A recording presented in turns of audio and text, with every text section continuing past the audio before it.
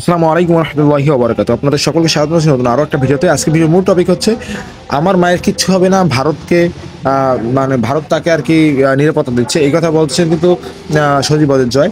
ঠিক আছে, এই বিষয় নিয়ে একটা আজকের ভিডিও। যাই হোক, গত বছর 5 আগস্ট বাংলাদেশের প্রধানমন্ত্রী শেখ হাসিনা তিনি বাংলাদেশ ত্যাগ করে এবং ভারতে অবস্থান করেন। ঠিক আছে, এর পরবর্তীতে কিন্তু তার ফাঁসির রায় হয় আগামীকালকে। তাকে কিন্তু ফাঁসির যে রায় সেটি কিন্তু হয় তার এবং আসাদুজ্জামান খান কামালের কিন্তু ফাঁসির রায় হয়। ঠিক আছে, এবং চৌধুরী মামুন তার কিন্তু দেখা যায় যে 5 বছরের কারাদণ্ড দেওয়া হয়, কারণ তিনি কিন্তু রাজশাহী ছিল এবং নিজের সাথে স্বীকার করেছেন। এই জন্য তার মানে বিচারটা একটু কম হয়।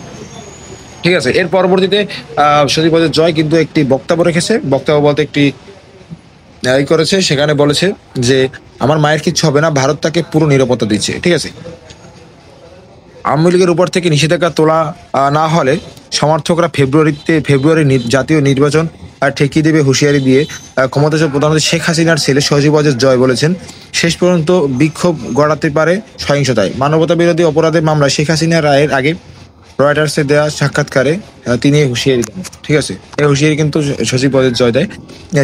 জুলাই গণ অভ্যুত্থানের সময় দমন পীড়নের মুখ্য ভূমিকা রাখেন শেখ হাসিনা।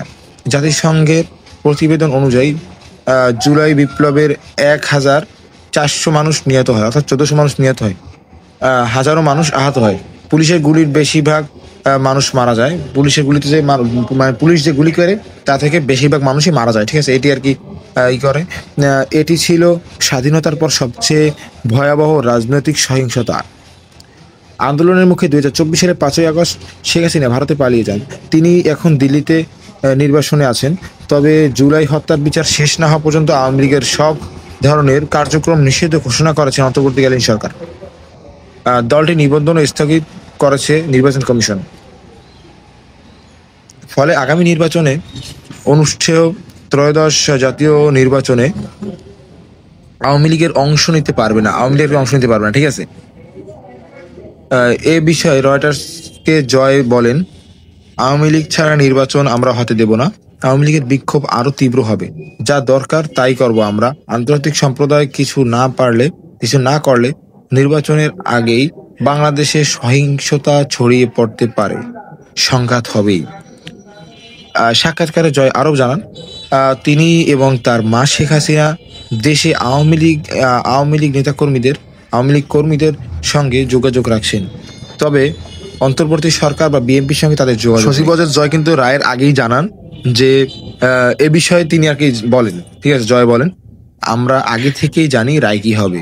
তারা এটা টেলিভিশনে দেখাচ্ছে, তারা তাকে দোষী করবে আর হয়তো মৃত্যুদণ্ড দেবে। মানে তারা আগে থেকেই আর কি করছে যে হয়তো মৃত্যুদণ্ড দেওয়া হবে, কিন্তু আমার মায়ের কিছু হবে না। আমার মা ভারতে নিরাপদে আছেন, ভারত তাকে পুরো নিরাপত্তা দিচ্ছে। দর্শক, এই ছিল আর কি আজকের ভিডিও। যাই হোক, পরবর্তী নিউজ পাওয়ার জন্য অবশ্যই আমাদের চ্যানেলটি সাবস্ক্রাইব করে রাখবেন। সকলে ধন্যবাদ। আসসালামু আলাইকুম রহমতুল্লাহি ওয়া বারাকাতুহু।